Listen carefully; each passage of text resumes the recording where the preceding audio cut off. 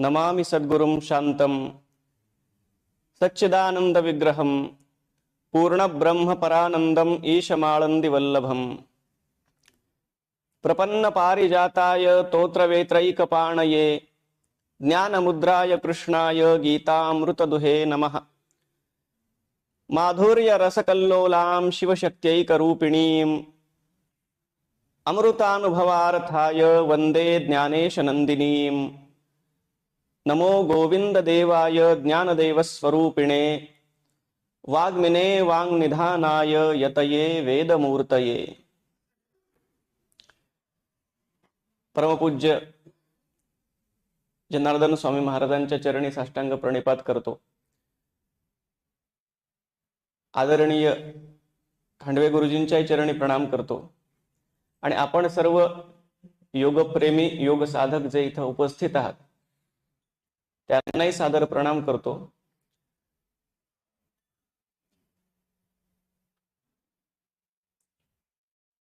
बोलण्यासाठी अनेक ठिकाणी जाणं होत असतं, पण त्या सगळ्यांमध्ये जिथं नित्य स्वरूपामध्ये काही साधना चालते आणि जे एखाद्या महात्म्याच्या निवासानं त्याच्या कार्यानं पावन झालेलं स्थान असतं, अशा ठिकाणी जाऊन बोलणं यासाठी खरोखर फक्त गुरुकृपा असावी लागते असं मला वाटतं। पूज्य महाराजांची अशी इच्छा झाली असावी की इथे येऊन काही बोबडे बोल याचे ऐकावे आणि म्हणून त्यांनी बोलावून घेतलं अशीच भावना माझ्या मनात आहे, कारण हे त्याशिवाय होत नाही। आपण आपल्या योग्यतेच्या बळावर काही गोष्टी करू शकत नाही, काही गोष्टी कृपेनच जुळून याव्या लागतात। आणि परमपूज्य महाराजांचं ज्या प्रकारचं जीवन कार्य आहे, ज्या ज्या गोष्टी आपण फक्त पुस्तकांमध्ये वाचलेल्या असतात त्या साक्षात मनुष्य रूपात पाहायला मिळणं हे फार दुर्मिळ आहे। आपण गीतेमध्ये दैवी संपदा याबद्दल वाचलेलं असतं, गीतेमध्ये ज्ञानाची लक्षणं वाचलेली असतात, गीतेमध्ये भक्ताची लक्षणं सांगितलेली आहेत, हितप्रज्ञाची लक्षणं सांगितलेली आहेत। योगी कसा असतो, योग जीवनामध्ये ज्याच्या पूर्णपणे उतरलेला आहे त्याचं वागणं बोलणं उठणं बसणं कसं असतं जे अर्जुनाने विचारलंय भगवंताला। स्थितप्रज्ञस्य का भाषा समाधिस्थस्य केशव स्थितधीः किं प्रभाषेत किमासीत व्रजेत किम। तर कसा बसतो, कसा उठतो, कसा चालतो, कसं त्याचं वर्तन आहे याबद्दल जे अर्जुनाला कुतूहल आहे, प्रत्यक्ष एखाद्या व्यक्तिमत्वामध्ये या सगळ्या गोष्टी उतरलेल्या पाहणं दिसणं आपल्याला आणि त्याही पेक्षा त्या आपण ओळखणं हे फार दुर्मिळ आहे। आणि पूज्य महाराजांचं चरित्र वाचल्यानंतर तर ही गोष्ट आपल्याला प्रकर्षानं जाणवते की प्राचीन काळापासून आमच्या ऋषीमुनींनी जो श्लोक आपण आता गायला, योगेन चित्तस्य पदेन वाचाम मलम शरीरस्य च वैद्यकेन योपाकरोत्तम प्रवरम मुनीनाम पतंजलिम प्रांजलिरानतोस्मि। चित्तस्य वाचाम शरीरस्य च मलम यहा अपाकरोत। आपण कधी बोलताना म्हणतो काया वाचा मने, समर्पण कसं असावं, काया वाचा मने। पण भगवंताला जी काया समर्पित करायची, जी वाणी समर्पित करायची, जे मन समर्पित करायचंय ते निर्मळ असावं। आपण फूल सुद्धा देवाला जे वाहतो ते शिळं असेल तर चालत नाही, ते कुठेतरी अस्वच्छ ठिकाणी पडलेलं असेल चालत नाही, त्यात सुगंध नसेल तर देवाच्या पूजेमध्ये ते मान्य नाहीये। सुगंधी ताज असं पुष्प आपण देवाच्या चरणी जसं वाहतो त्या पद्धतीनं जे माझं शरीर, जे माझं मन, जी माझी बुद्धी, जी माझी वाणी परमात्म्याला मला समर्पित करायची आहे ती सुद्धा त्या फुलासारखी सुगंधी स्वस्थ आणि पवित्र असणं अनिवार्य आहे. आणि त्यासाठी त्यामधली अशुद्धी काढून टाकणं आधी आवश्यक आहे. आणि ज्या गोष्टीसाठी परमपूज्य स्वामी महाराजांनी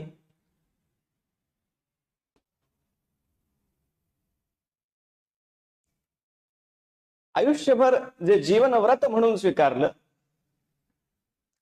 तो योगासनांचा प्रचार प्रसार जो सांघिक स्वरूपामध्ये त्यांनी करवून घेतला,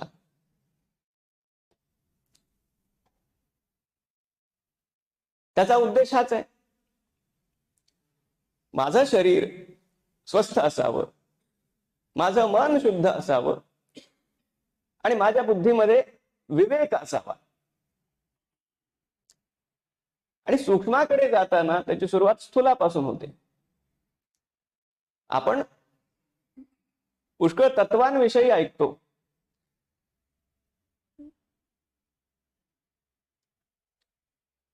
उत्तम अशा ज्या धारणा आहेत किंवा जी मानवी मूल्य आहेत, आपण म्हणू परोपकार, राष्ट्रभक्ती, समाजसेवा, असे पुष्कळ शब्द आपण ऐकतो, नीतिमत्ता. म्हणजे ज्या ज्या गोष्टी आता जवळपास फक्त पुस्तकातच राहतील की काय असं वाटायला लागले, अशा सगळ्या गोष्टी त्या प्रत्यक्षात जीवनात येण्यासाठी काहीतरी एक रोड मॅप असला पाहिजे. आपल्याला एखाद्या शिखरावर असलेल्या मंदिरामध्ये जेव्हा दर्शनासाठी जायचं असतं, आपण दुरून आधी त्या मंदिराचा कळस पाहतो, ते मंदिर कुठे आहे ते पाहतो, पण तितक्यानं भागत नाही. दुरून आपल्याला मंदिर दिसलं, ते शिखर दिसलं, आता आपल्याला शोध घ्यायचा असतो पहिल्या पायरीचा, की या मंदिराकडे जाण्याची वाट कुठून आहे, याची पहिली पायरी कुठे आहे. आणि पूज्य स्वामी महाराजांचं जे कार्य आहे, आधी त्यांनी एक गोष्ट त्यातून आपल्या मनावर पक्की ठसवली की कुठल्याही प्रकारच्या साधनेचा आरंभ हा आपल्या शरीरापासून होतो. आपण ज्ञानेश्वरीत पाहिलं, दासबोधात पाहिलं, सगळ्या ग्रंथांच्या मध्ये पाहिलं तरी माऊली सुद्धा हे सांगतात, जयाचे ऐहिक धड नाही तयाचे परत्र पुससी काही. हा देहाची नसे तयाचा मा योग कैसा, माऊली म्हणतात. ज्याला आपला देह सांभाळता येऊ शकत नाही, रनवे ठीक नसेल तर विमान कितीही चांगलं असलं तरी उपयोग नाहीये, किती उत्तम त्यात तंत्रज्ञान असलं तरी त्याचा उपयोग नाहीये.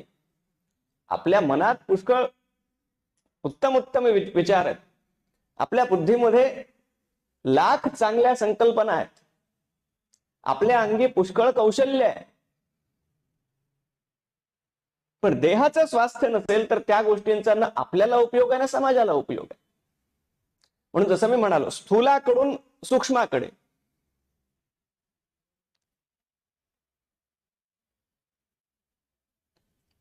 आपण मनाविषयी पुष्कळ ऐकतो. योगशास्त्र हे वास्तविक त्या मनाचं नियंत्रण करण्यासाठी आहे. योगसूत्रामध्ये आपण जी व्याख्या योगाची पाहतो, योगश्चित्त वृत्ती निरोध हा योगाची व्याख्या आहे. चित्तात उठणाऱ्या वृत्ती त्यांचं नियमन कसं करावं, त्यांच्या अधीन मी होता कामा नये.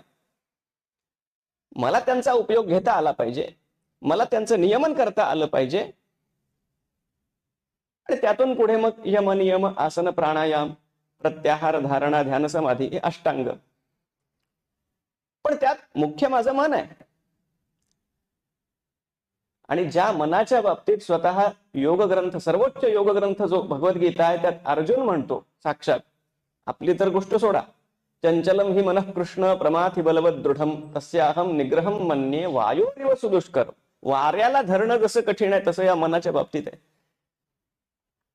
कसं याचं नियमन करायचं, त्याच्यासमोर जो असा प्रश्न असू शकतो, तर आपण तर आजच्या काळामध्ये जिथं व्यवधानांचंच सगळं राज्य आहे, अनंत व्यवधान आहे. अहो, एक फोन आपण हातात घेऊन बसलो, कुणा व्यक्तीचा मेसेज आपल्याला येणार आहे तो पाहण्यासाठी म्हणून आपण फोन हातात घेतो आणि अर्ध्या तासाने आपल्याच लक्षात राहत नाही फोन कशासाठी हातात घेतला होता. इतकं त्यात आहे सगळं. जसजसं आपण सरकवत जातो ते अधिक अधिक दिसत राहतं. हे मायेचंच स्वरूप आहे. म्हणजे आपण त्या यंत्राच्या अधीन झालो. आज तर एआयचं युग आहे. Artificial intelligence. माणसाच्या बुद्धिमत्तेपेक्षा यंत्राची बुद्धिमत्ता सरस ठरायला लागली आहे. पूर्वी हे फिक्शन वाटायचं. पूर्वी हे कुठेतरी काहीतरी स्वप्नवत वाटायचं. या गोष्टीच्या आज घडायला लागल्या. माणूस यंत्राच्या हातात चाललाय. सांगायचा उद्देश हा की त्या मनावर काम करणं अत्यंत कठीण आहे.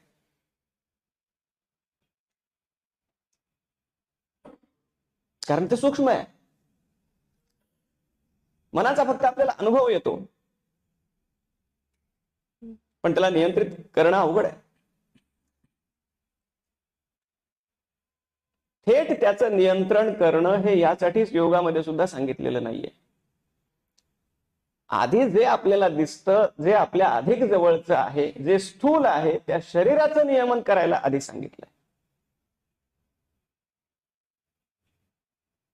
आणि म्हणून श्रीमद भगवद्गीतेसारख्या सर्वश्रेष्ठ योग ग्रंथामध्ये सुद्धा फक्त काहीतरी उंच उंच स्तरावरच्या आध्यात्मिक गोष्टीच सांगितल्यात अशातली गोष्ट नाहीये. तर आपला आहार, आपला विहार, ह्या सगळ्या गोष्टी जो पाया आहे वास्तविक योगाचा, युक्त आहार विहारस्य युक्त चेष्टस्य कर्मसु युक्त स्वप्नावबोधस्य योगो भवति दुःखः, हे गीतेनं सांगितलं. माझा आहार योग्य असावा, माझा विहार योग्य असावा, झोपणं उठणं इत्यादी गोष्टी. युक्त चेष्टस्य कर्मसु, माझा दैनंदिन कर्मयोग सकाळी, या युक्त चेष्टस्य कर्मसूचा सरळ सरळ अर्थ आहे सकाळी उठल्यापासून रात्री झोपेपर्यंत मी जे काही करतो त्या प्रत्येक गोष्टीला मी कसं व्यवस्थित पद्धतीने करू शकतो हे पाहणं. माझ्या शरीर, मन आणि बुद्धी यांच्यामध्ये संतुलन आणणं. आपली कामं धड बऱ्याचदा होत नाहीत. कशामुळे होत नाहीत? जिथं माझं शरीर आहे तिथं माझं मन नाहीये, आणि जिथं माझं मन आहे तिथं शरीर राहू शकत नाही. कोणी ऑफिसमध्ये काम करतोय, मन कुठेतरी घरच्या विषयांमध्ये लागलेलं आहे. कोणी घरात आहे पण मन कुठेतरी ऑफिसच्या काहीतरी गोष्टींमध्ये आहे, काहीतरी ताणतणावांमध्ये आहे. न ऑफिसचं काम धड होत आहे, न घरच्या गोष्टी आपण काही चांगल्या प्रकारे त्याचा आनंद घेऊ शकतो. आणि शरीर माझं चाललेलं आहे सगळं मनाच्या सांगण्यानुसार. बुद्धीला कळत नाही असं नाहीये. बुद्धीला चांगलं काय वाईट काय प्रत्येकाच्या कळतं. ते कळत नसतं तर समस्या सोपी होती. मी म्हणतो आपल्याला ठाऊक आहे चांगलं काय आहे वाईट काय आहे. जसं समर्थांनी मनाच्या श्लोकामध्ये जो जो उपदेश केलेला आहे, जनी निंद्यते सर्व सोडून द्यावे, जगी वंद्यते सर्व भावे करावे. हे निंद्य काय आहे, वंद्य काय, आपल्याला ठाऊक आहे. कुठली गोष्ट केल्यानं माझा विकास होणार आहे. पारमार्थिक विकासाबद्दल मी बोलतच नाहीये. भौतिक विकास, बौद्धिक विकास. एखादा विद्यार्थी असेल तर त्याची अभ्यासात प्रगती, कोणी उद्योगपती असेल तर त्याची उद्योगात प्रगती. योग ही फार व्यापक संकल्पना आहे. अध्यात्म ही तर योगाची सर्वोच्च उपलब्धी आहे. पण माझं भौतिक जीवन सुद्धा उत्तम होण्यासाठी सर्वोत्तम जर गोष्ट कुठली आधी आपल्याकडे पाहिजे तर ती योग आहे. मग माझ्या बुद्धीचं मनानं ऐकलं पाहिजे, आणि त्या बुद्धीला कशात माझं हित आहे आणि कशात माझं अहित आहे हे कळण्याचा विवेक असला पाहिजे. बुद्धी विवेकशालिनी असणं, मनानं त्या विवेकयुक्त बुद्धीचं ऐकणं, आणि जे माझ्या शुद्ध मनानं मला जी प्रेरणा केली आहे, माझ्या बुद्धीनं विवेकासह जो निर्णय दिलाय त्यानुसार माझं जीवन निर्माण करण्यासाठी माझ्या शरीरानं माझी साथ देणं, या तीन गोष्टी एकत्र येतात तेव्हा माणसाचं जीवन खऱ्या अर्थानं माणूस म्हणून उत्तमपणे तो जगू शकतो. आता आपण गायलं नराचा नारायण होण्यासाठी, ही पायरी त्याच्यानंतर आहे, पुढची आहे. पशुवत जीवन आपलं होत चाललंय हे आपल्या लक्षात पण येत नाही बऱ्याचदा. आणि म्हणून आपल्याकडं दैनंदिन स्वरूपात योग आहे. करा हो नियमित योगासन हा आपला मंत्र आहे. ती कधीतरी करण्याची गोष्ट नाहीये. शास्त्रांनी सांगितलं प्रत्यहम पर्यवेक्षेत नरश्चरितमात्मनः किन्नु मे पशुभिस्तुल्यम किन्नु सत्पुरुषैरिती. रोज रोज मी हे चिंतन करावं की माझ्याकडून कुठल्या गोष्टी अशा घडल्याच्या पशुतुल्य आहेत आणि कुठल्या गोष्टी अशा घडल्याच्या सत्पुरुषांना भावतील. हे रोज आवश्यक आहे. रोज रोज आपण देवाकडे प्रार्थना करतो, प्रभू पूर्ण आरोग्य आम्हा असावे.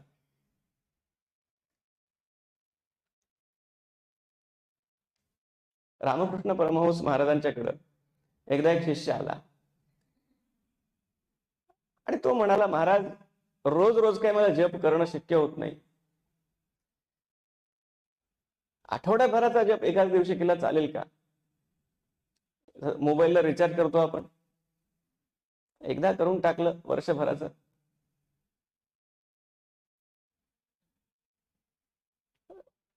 महाराज तेव्हा काही म्हणाले नाही. त्यांची पद्धत होती की ते प्रत्यक्ष एखाद्या उदाहरणातून समजावून सांगायचं.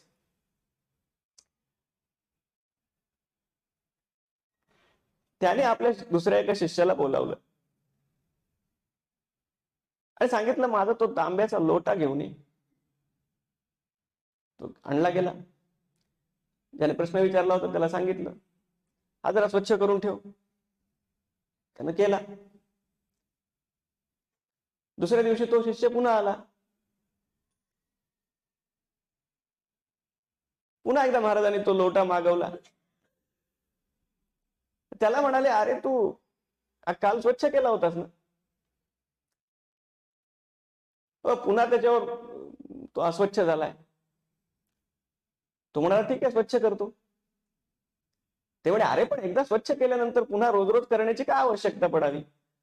तो म्हणतो, साधी गोष्ट आहे, तांब्याची वस्तू आहे, ती शुद्ध केल्यानंतर सुद्धा, स्वच्छ केल्यानंतरही काही कालावधीनं आपोआप त्याच्यामध्ये ती अस्वच्छता येते, ती पुन्हा आपल्याला काढावीच लागणार आहे. मग ते म्हणाले, भल्या माणसा, तू आठवड्याभराचा जप एकदा देऊन करून कसं चालणार आहे? संसारामध्ये तुझं रोज रोज येणं जाणं आहे, रोज रोज सगळे व्यवहार आहेत, रोज रोज सगळ्यांचा संपर्क आहे. हे जसं आहे त्या तांब्याच्या भांड्याच्या बाबतीत, तसंच आमच्या मनाच्या बाबतीत पण आहे, तसंच आमच्या शरीराच्या बाबतीत पण आहे. आणि जी सवय, जी गोष्ट आम्ही आमच्या मनावर बिंब होतो, आपोआप मनाचा तसा स्वभाव बनत जातो. हे मनाचं वैशिष्ट्य आहे. जडा जडम मनोविधी, मन जिथं लावलं त्याप्रमाणे लागतं.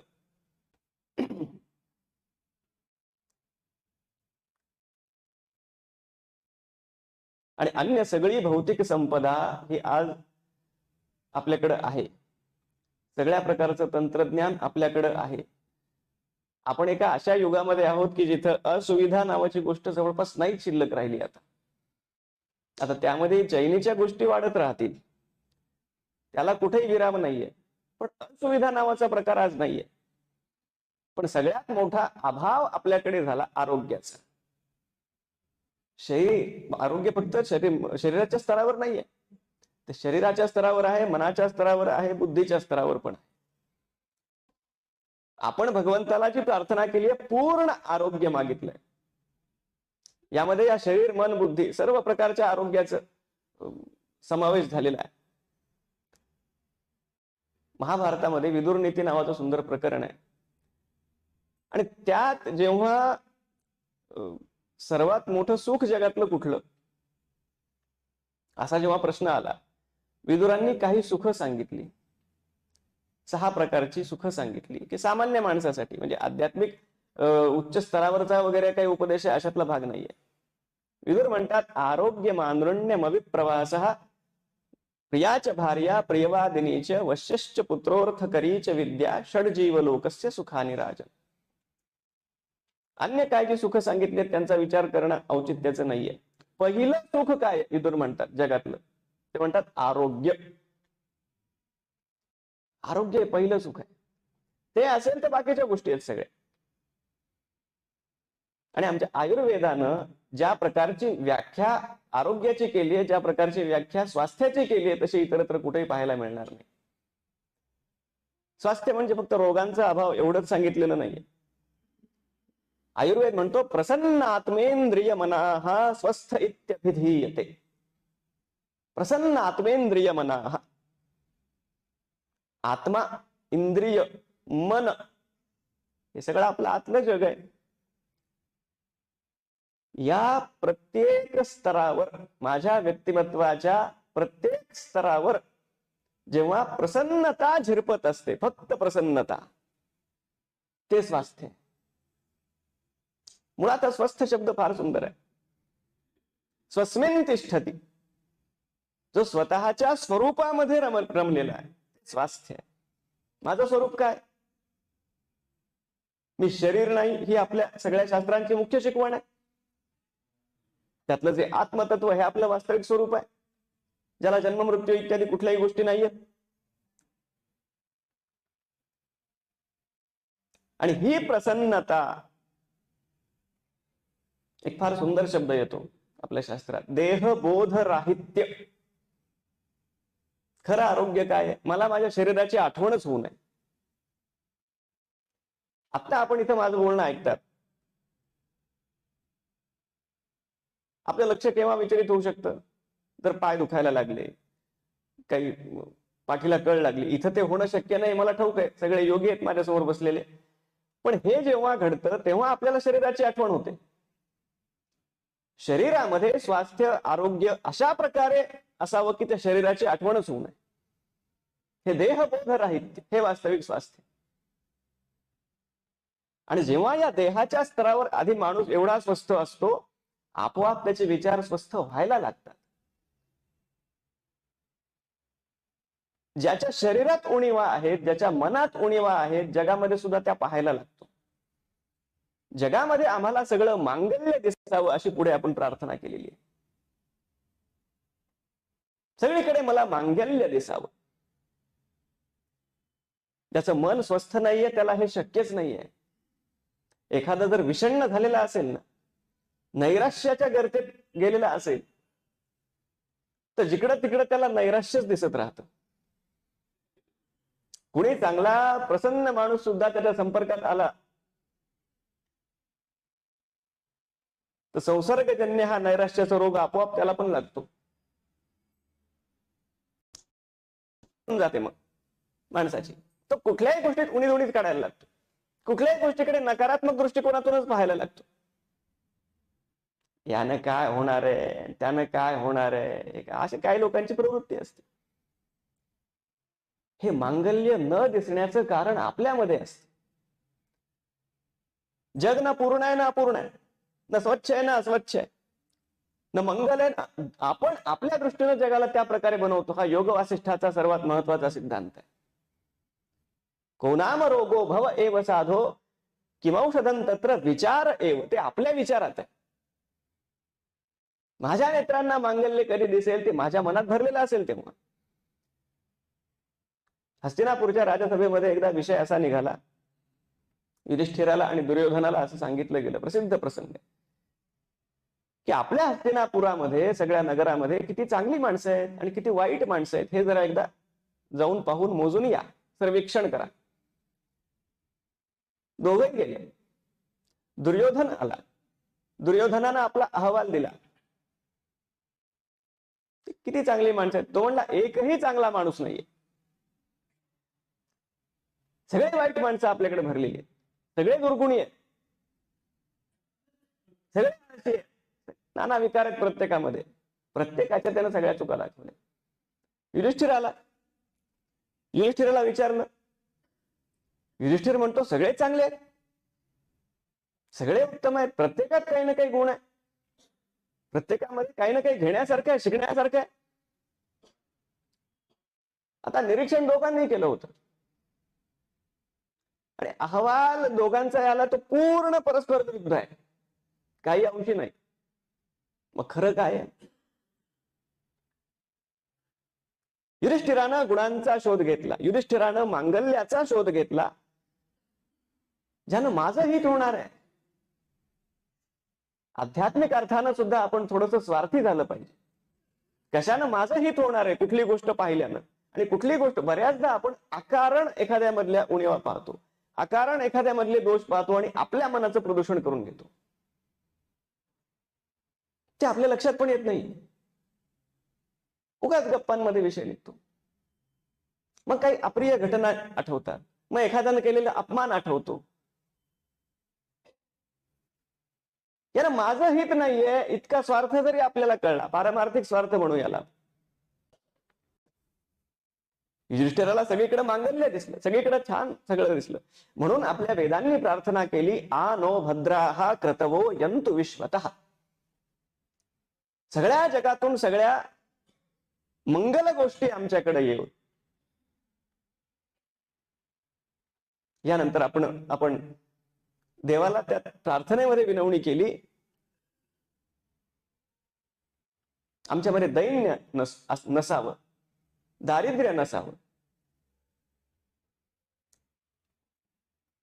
बऱ्याचदा आपल्याला वाटतं की आपल्या सगळ्या वेदांनी, शास्त्रांनी, पुराणांनी आपल्याला जो मार्ग दाखवला तो सगळं काही सोडून द्यावं, कशाची आसक्ती धरून. हे तर खरं आहेच आहे, पण मुळात ही गोष्ट लक्षात घेतली पाहिजे की भौतिक समृद्धी किती उत्तम आपली असली पाहिजे याचा सगळा उपदेश सुद्धा आपल्या शास्त्रांमध्ये आहे. शास्त्रांनी अनासक्ती शिकवली, खरी गोष्ट आहे. आता पूज्य स्वामी महाराजांच्या सारखा एखादा जो परिव्राजक असतो त्यांची भूमिका वेगळी आहे, ते आयाचित वृत्तीने राहिलेले.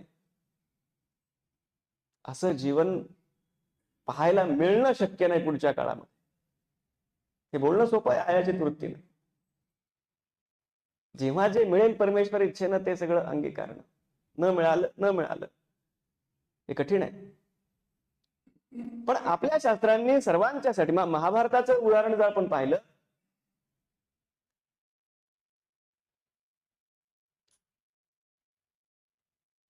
उत्थातव्यम जागृतव्यम योक्तव्यम भूति कर्मसु भविष्यतीत्येव मनः कृत्वा सततमव्यथः. उठावं, जाग व्हावं, योक्तव्यम भूति कर्मसु, उत्तम संपदा मी कशी मिळवू शकेल यासाठी रोज चिंतन करावं. भविष्यती इत्येव मनः कृत्वा सततमव्यथः. महाभारत आपण अंगीकारलं तर कुठल्या मोटिवेशनची पण गरज नाही आपल्याला बाहेरच्या. भविष्यती इत्येव, मी जे करील ते होईलच. जे समर्थाने सांगितलं, वन्नितो चेतवा रे चेतविताची चेततो, केल्याने होत आहे रे आधी केलेची पाय. हे दैन्य आपल्याकडून होऊ शकत नाही. आपल्या सामर्थ्याचा विसर, ज्या प्रकारे तो हनुमंताला पण पडला होता लंकेला जात असताना. सगळीकडे चर्चा चालली, समुद्र कोणी ओलांडायचा, आणि हनुमान एकीकडे जाऊन उदास होऊन बसले. मग जांबवंतांनी जेव्हा आठवण करून दिली त्याच्या सामर्थ्याची, तेव्हा ते उड्डाण त्यांनी केलं. हे बुद्धीमध्ये आमच्या आलेलं दैन्य, हे नैराश्य. पर्याय जेव्हा खूप वाढतात भोगाचे, तेव्हा हे नैराश्य येतं. जेव्हा काही पर्यायच नसतो जीवनात, जेव्हा संघर्ष असतो, तेव्हा नैराश्याला वाव नसतो. संघर्ष उरला नाही कुठल्याही प्रकारचा, मुलांचं अभ्यासात लक्ष नाही. कशामुळे नाहीये? सगळ्या गोष्टी आहेत, सगळ्या सुविधा आहेत, सगळं ऑनलाईन पण शिक्षण आहे, सगळं उपलब्ध आहे, उत्तम शिकवणी आहे, सगळेजण मेहनत घेत आहेत, पण अभ्यास करत नाही. कारण तो संघर्षच नाहीये. पूर्वीच्या काळात हा प्रश्न नव्हता, कारण कोसभर चालून शाळेत जायचं होतं, कुठेतरी झाडाखाली बसावं लागायचं विद्यार्थ्यांना.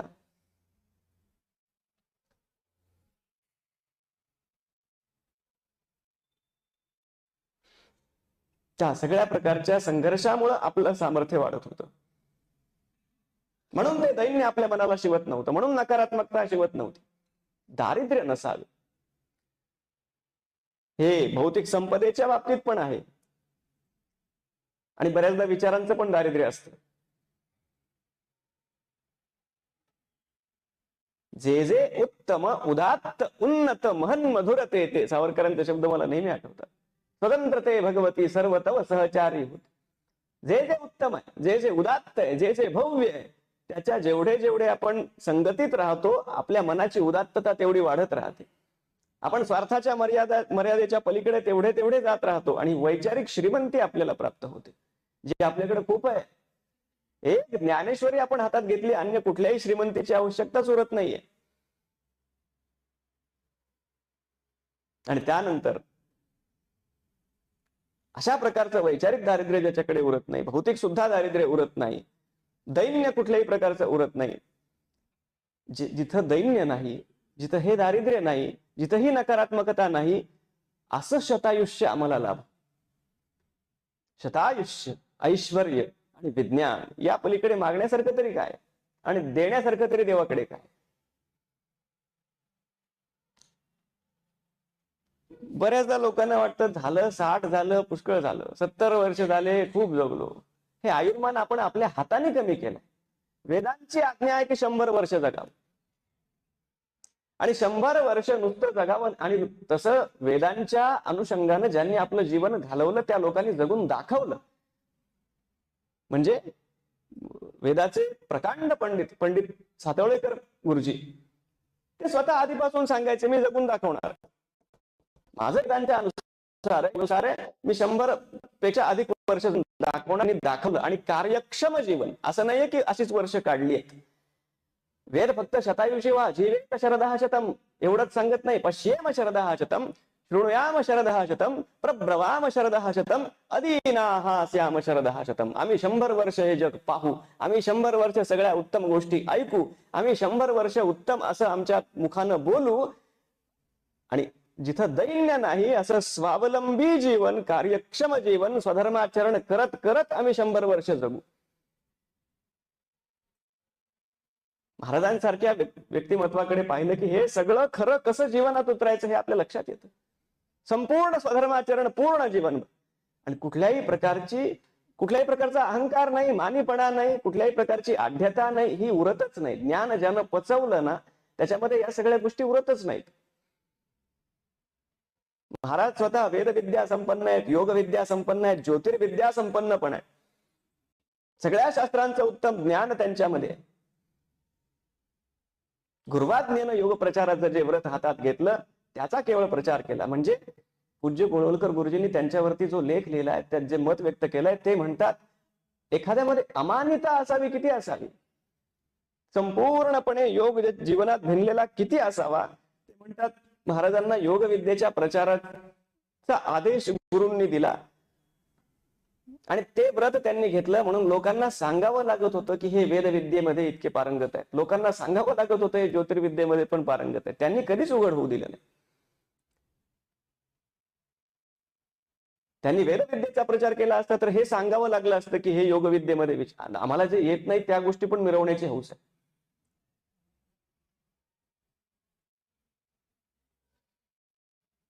पण ज्यांच्यासाठी हे सगळं बाह्य जीवन केवळ लोकोपकारापुरतं उरलंय, कारण मनामध्ये स्वतःचा दुसरा कुठला स्वार्थ उरलेला नाहीये, योगाची ही परमसिद्धी आहे, गीतेचं हे परम प्राप्तव्य आहे.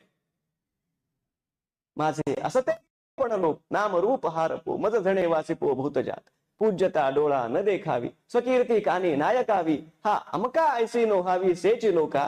हे सगळं म्हणजे काय, ही अमानिता म्हणजे काय, हे महाराजांच्याकडे पाहून आपल्याला कळतं. जे गीतेची जी फलश्रुती आहे ना, 18व्या अध्यायात शेवटी अर्जुन म्हणतो नष्टो मोह स्मृतीर लब्धा त्वत्प्रसादान मयाच्युत स्थितोस्मि गत संदेह करिष्ये वचनं तव. त्या भगवंताच्या इच्छेला मी समर्पित आहे. हे भगवंतापुढे होणारं समर्पण हा प्रपत्ती योग, हा सगळ्या योगाचं प्राप्तव्य आहे. पण ते साध्य करण्यासाठी सुरुवात आपल्याला, आपण जसं पाहिलं, आपल्या देहापासून करायची. माझ्या देहाचं सक्षम असणं, माझ्या देहाचं स्वस्थ असणं हे फक्त माझ्यासाठी आवश्यक नाहीये. माझी आध्यात्मिक प्रगती त्यावर अवलंबून आहेच आहे. माझ्या परिवाराचं स्वास्थ्य त्याच्यावर अवलंबून आहे. अहो, एक व्यक्ती आजारी असेल तर सगळं घर आजारी होतं. माझी मनशांती, माझ्या परिवाराची मनशांती हे त्यावर अवलंबून आहेच आहे. पण माझ्या राष्ट्राचं सुद्धा हित यामध्ये आहे की माझं शरीर स्वस्थ असलं पाहिजे. हा भाव आपल्या मनामध्ये जागावा. आपण म्हणतो राष्ट्रभक्ती फक्त सीमेवर करायची नाहीये. भारतातल्या प्रत्येकानं आपलं शरीर स्वस्थ, आपल्या पुरता जरी आपण तेवढा विचार केला, माझं शरीर मन बुद्धी स्वस्थ असलं तर तितका % माझा देश स्वस्थ होतो, माझं सगळं विश्व स्वस्थ होतं. संपूर्ण समष्टी ही व्यष्टीनी बनलेली आहे, व्यक्तींनी समाज बनतो. म्हणून त्या व्यक्तीला घडवण्यासाठी कृतसंकल्प असलेल्या पूज्य महाराजांनी आपलं सगळं जीवन व्यतीत केलं. त्यांच्या साक्षीनं, त्यांच्या पावन उपस्थितीमध्ये महाराज कुठे गेलेले नाहीये. त्यांची तेजोमय उपस्थिती इथं आहे, त्याचा अनुभव आपल्याला येऊ शकतो. त्यांच्या त्या उपस्थितीत, त्यांच्या आशीर्वादानं आपण हे साधन करतोय. ते साधन त्यांच्या कृपेनं पूर्णत्वाला जात राहो या शुभेच्छेसह अतिशय मनापासून कृतज्ञता व्यक्त करतो. मी आधी आभार वगैरे मानणं सगळ्या या घरगुती अगदी अनौपचारिक वातावरणामध्ये अगदीच अयोग्य आहे, पण कृतज्ञता व्यक्त करतो की इथं मला बोलवून पुन्हा एकदा सेवेची संधी मला दिली, त्यासाठी आदरणीय गुरुजींचे मनापासून आभार मानतो, कृतज्ञता व्यक्त करतो आणि याच आपल्या ऋणात राहू इच्छितो. आपणा सर्वांच्या हृदयात योगाविषयी, पूज्य महाराजांविषयी असलेल्या श्रद्धेला सादर प्रणाम करतो आणि माझ्या वाणीला विराम देतो. ज्ञानेश्वर महाराज की.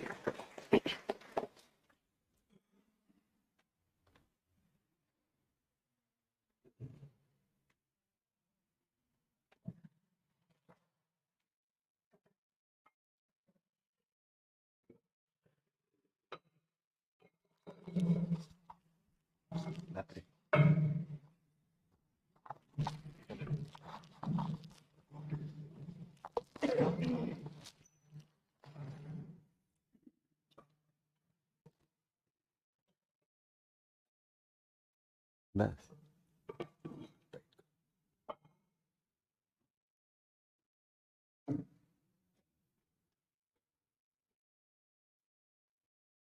परम पूजनीय परमहंस परिव्राजकाचार्य योग मूर्ति सदगुरु श्री जगन्नाथ स्वामी महाराज, इनके चरणों में विनम्र अभिवादन।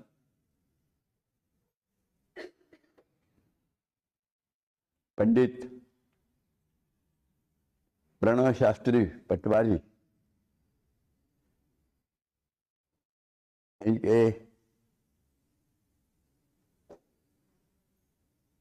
दैवी और अनुभूति से परिपूर्ण शब्दों को भी प्रणाम करता हूं।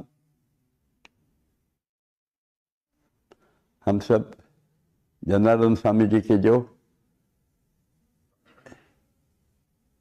योग साधक और भक्त हैं, उन्हें भी वंदन करता हूं। योग सम्मेलन में बहुत कम समय एक युवा पंडित होता है, ग्रंथों का अध्ययन किया हुआ, और शास्त्री भी होता है जो शास्त्रों से, ग्रंथों में लिखे हुए विचारों का और प्रत्यक्ष ज्ञान प्रकट करता है, वो शास्त्री है। और मुख्यतः इनके नाम में ही प्रणव है। संपूर्ण विश्व को व्याप्त करने वाला प्रणव इनके नाम में है, और वो उनके पांडित्य में भी है, और वह संपूर्ण विश्व का ज्ञान शास्त्र रूप में प्रकट करने की क्षमता भी आज हमने यहाँ सीमित होते हुए और सुनी है। मुझे तो बहुत बार लगा, अभी तरुण है तो मुझे लगता, अरे एक नया शब्द उन्होंने ही वापरा था, एआई का राज्य है आजकल का। तो मुझे भी लगा कि ये एआई से तो तैयार हुआ प्रवचन नहीं है। बाद में लगा हाँ ये है तो एआई का है एआई, पर आर्टिफिशियल इंटेलिजेंस नहीं, ये आध्यात्मिक इंटेलिजेंस है। और इस आध्यात्मिक इंटेलिजेंस से कितना सुंदर विचार सामने आता है। हम रोज प्रार्थना कहते हैं, उस प्रार्थना का आखिरी श्लोक, उसका आज वर्णन कितना सुंदर हमको प्राप्त हुआ। एआई नहीं बताएगा ये इतना। आध्यात्मिक इंटेलिजेंस से ही बताएगा। स्वामी जी के कार्य के बारे में बहुत बार लोग कहते हैं कि क्या वो जाते हैं आसन प्राणायाम करते हैं, किंतु आसन प्राणायाम ही करना प्राथमिक चीजें हैं, उसी से फिर शरीर मन बुद्धि और अपना पूर्ण आत्मा भी स्वस्थानी बराबर रहता है, स्वस्थ रहता है। यह एक विचार अपने गुरु कार्य की महती, ये तो शायद यहाँ पहले दूसरे बार ही आए हैं इस स्वामी जी के समाधि के सामने, मुझे लगता है दूसरे बार आए हैं। पर इतने में गुरु महाराज के कार्य की गहराई सहज रूप से उन्होंने प्रकट की है। इस आयु में यह गहराई में गहरे पानी पीठ बोलते हैं, अंदर तक जाने की जो क्षमता है, वह क्षमता हम लोगों को बहुत बहुत और प्रसन्न करती है। और हम चाहते हैं कि जब कभी आप नागपुर में आएंगे, और हो सकता है हम लोग तो बहुत सामान्य लोग हैं, तो हमारे हाथों से गलती हो सकती है कि हम बुलाने को भूल जाए, पर आप दर्शन के लिए आए हैं और जो हम लोग यहाँ इकट्ठे हैं उनको मार्गदर्शन करिए, क्योंकि आपका मार्गदर्शन हमें हमारे गुरु कार्य में अधिक प्रेरणा देने वाला, यह गुरु कार्य की महती क्या है इसकी अनुभूति देने वाला, एकदम मनाची बुद्धीची कवाड़ उघडतात कि अरे ये तो बहुत बड़ा काम है स्वामी जी का, राष्ट्र निर्मित का है। सुविधाओं के बारे में बोल रहे थे, उस समय ख्याल में आ रहा था कि हाँ सुविधा कितनी हो गई है कि निर्माणों के पावन युग में चरित्र का निर्माण न भूले, सुविधाओं के भीषण आंधी में, भीषण आंधी है, वसुधा का कल्याण न भूले, पूरे विश्व का कल्याण। यह अति सुविधाओं के कारण, इसके भीषण आंधी के कारण और पूर्ण विश्व का अकल्याण हो रहा है। इसलिए आवश्यकता है विवेक वाली बुद्धि। यहां जो अनेक चीजें बताई है, इस आयु में बताना तो मुश्किल है, उसके लिए अनुभव संपन्न माउली की ही बुद्धि लगती है। और माउली के तो श्लोक इतने ओविया, इतने सहज रूप से बताते हैं कि बस जसं काही आम्ही मध्ये सुपारीचं खान सगळं तो त्या पद्धतीने एक एक ओळी सगळून आमच्या समोर प्रगट केली, आनंद आला। आणि त्याबद्दल काय म्हणू मी, कृतज्ञता म्हणेन, आभार म्हणेन आणि मनापासून म्हणेन की बस आपण असंच आपल्या गुरुच्या कृपा छत्राखाली प्रगती करत आम्हाला मार्गदर्शन करण्यासाठी सदैव इथे येत राहावं, हीच आपल्या आम्ही आभाराची एक नवीन पद्धत आपल्या समोर ठेवत आहे।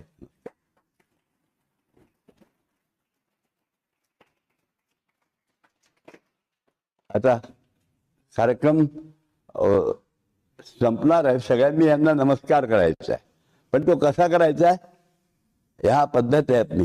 ये बैठे हुए सारे 45 अंश बाईं तरफ थोड़ा सा मुड़ जाएंगे, वो आप दाहिनी तरफ, और बाद में ऐसे हाथ ऊपर करेंगे।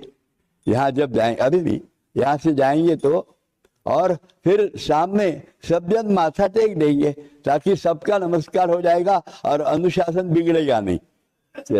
या चल आइए, हाँ या माथा टेक देंगे जमीन की तरफ, चला।